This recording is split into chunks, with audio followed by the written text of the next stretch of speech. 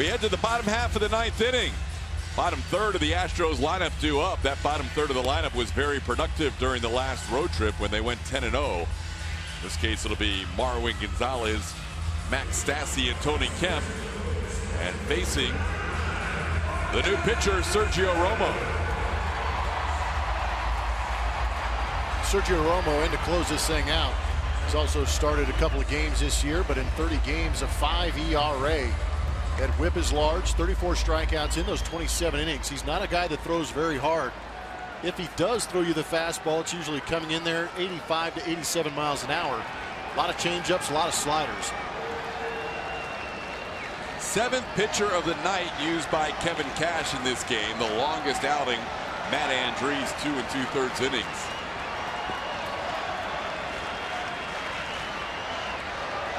Marwin facing Sergio Romo for the first time in a regular season game.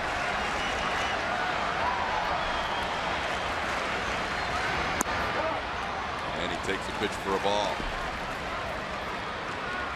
And the Bay plays Marwin to pull as a left-hand hitter with 3 on the right side of the infield.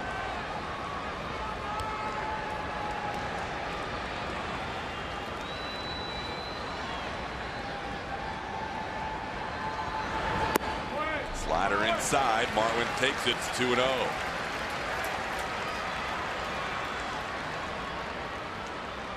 Astros trailed 4-3 yesterday to Kansas City and scored 3 in the 8th inning. And would eventually win that game 7-4. Trailing 4-3 here heading to the 9th. 3-0. Romo misses inside again. Marwin will be very particular with his next pitch.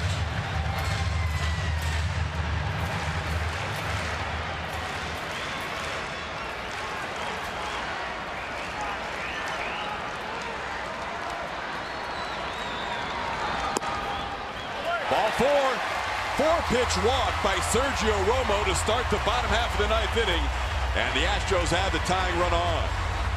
It's a good start. Always nice when you get that leadoff man on. Walks usually come back to hurt you.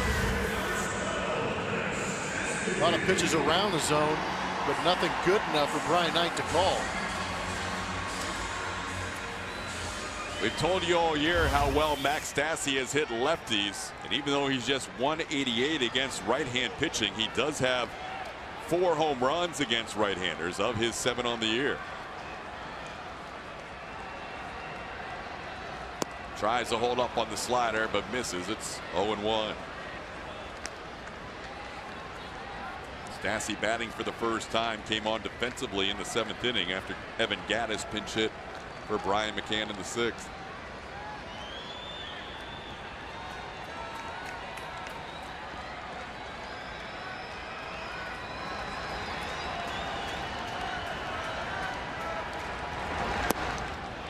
Slider for a ball, 1-1. Romo has missed with 5 of the 6 pitches so far here in the bottom of the 9th. Well, if he didn't get an overly aggressive Max Stassi, it might have been 6 pitches in a row. That first pitch might have been a little bit off that outside corner.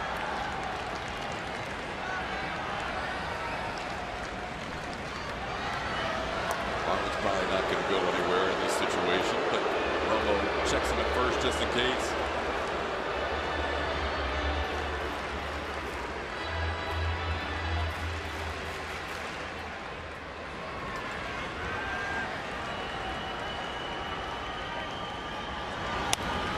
Stassi pops one foul out of play. Romo ahead of the count, 1-2. Astros needed 3 pitchers to get through 9 innings tonight. Tampa Bay on its 7th pitcher of the evening.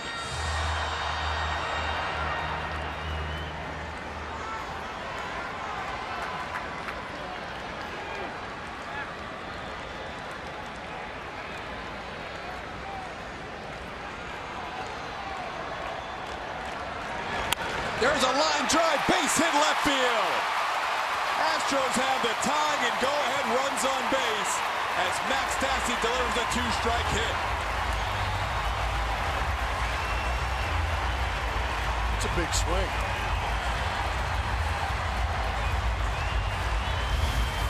There's a hanging slider that Max Stassi stayed back on nicely and raked into left field.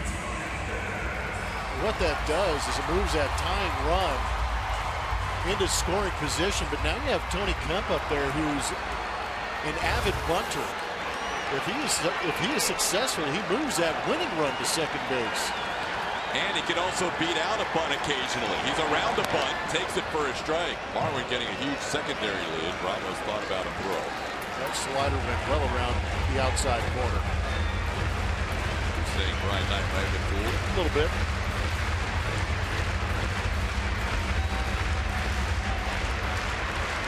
And took it for a strike. The corners are in, but they weren't crashing on the first pitch. Bowers at first and Duffy at third. Now they are coming a little bit. Kemp takes this one for a ball, 1-1. Two close pitches to Tony Kemp, one for a strike. One taken for a ball. Tough to sit back. Tough pitch to bunt, too, is that slider. A lot of movement. You want to bunt it towards third base so that you bring that third baseman in and open it up for Marwin to move ahead, but that slider's coming back to Tony. Inside, almost hits him on the foot. And it's 2-1. Astros trying for a little bottom of the ninth inning magic to keep this winning streak going.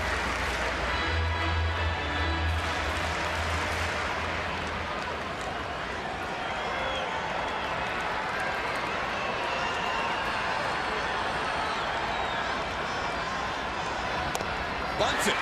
First base side. Bowers the throw in time. Kemp successfully sacrifices.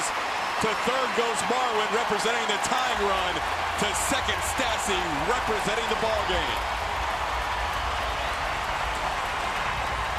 Great job by Tony Kemp. Team baseball late, but you're down by one is a good thing. This is where the bunt comes in handy because you're moving both the tying and winning runs into scoring position. Base hit, possibly walks it off. Pretty heads up too by Tony Kemp, staying on that line, running up first base. Sometimes the tendency is to run inside the diamond, and it turns into a guaranteed out. But with him running on the line, it forces the defense to make the play and takes it out of the umpire's hands. Forced a young rookie first baseman to make a stressful throw. Exactly, and that's what you want to do. You want to force these guys, put them under stress. Kyle Snyder, the Rays pitching coach, out there talking to Romo. George Springer hitless tonight. 0 for 5 yesterday. Just 1 for his last 17, but nobody will remember that if he comes through with a hit here. Infield comes in. Marwin Gonzalez represents the tie game at third. Stassi on second, 1 out. Everybody in this building is standing. In the dirt, gets away. Ramos, though, keeps it close enough. And that's ball one on nearly a wild pitch. I think it's a good choice by Marwin.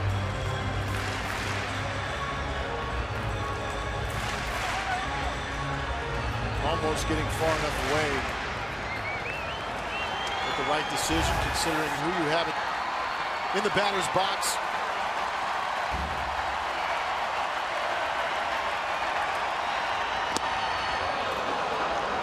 Catcher's interference called on Ramos. Bases are loaded.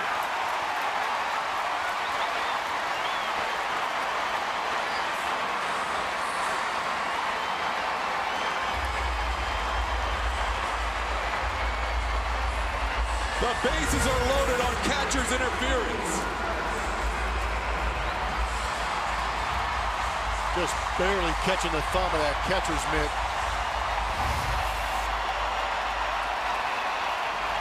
Bregman bats with a runner on every base.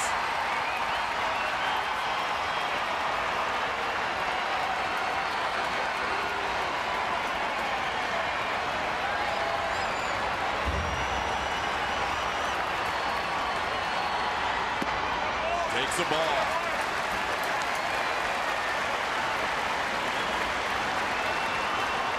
Bregman this year with the bases loaded has batted 8 times. He is 3 for 8. Has also drawn a bases loaded walk. You know Bregman won't leave the zone Lowest chase rate on this team. 1-0 count. Ground ball foul.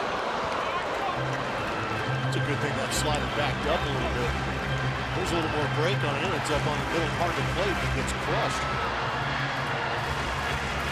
Rays are playing for a double play up the middle with Adames and Wendell back. If they hit it to the corner, either to Duffy or Bowers, they will come home with Marwin representing the tying run.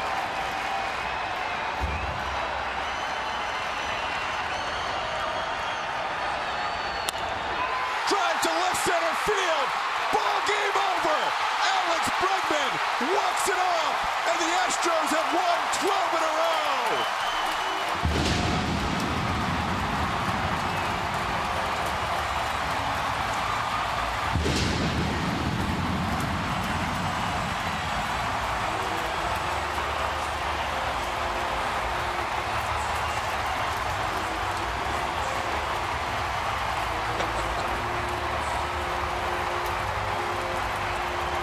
The Astros trailed the whole game until that swing.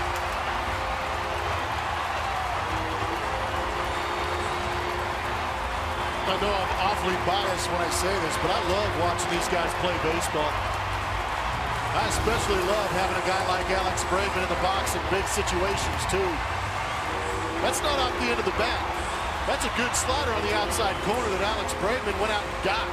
Hit a rocket in the left, leaving no doubt about the fact that the Houston Astros are going to win this game and get it to a dozen straight.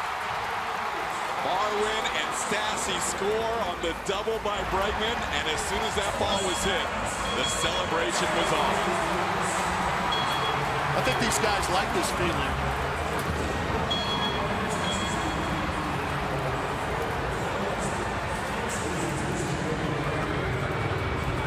Alex Bregman, the hero of the game. Julia, what do you have? We've seen that before in this ballpark. But right there in that situation, you've got the bases loaded against Romo, and you've seen him up against a couple batters before you. What are you looking for? Well, Altuve came to the on-deck circle and said, I'm going in there with no bat or batting gloves, so you better get it done. So this place was rocking tonight. It was awesome, a lot of fun, and let's keep it rolling. That is to win your 12th straight game, and I know you guys wanted to bring the winning home in front of the home fans. You mentioned this place was rocking, but how much fun are you guys having right now? Well, we're having a blast because we're competing every single pitch and having the time of our lives with our best friends in the world, so we're loving it. Congratulations again. Go get in there and celebrate. He's probably going to end up with a robe of some kind. I'm going to toss it back to you, Todd.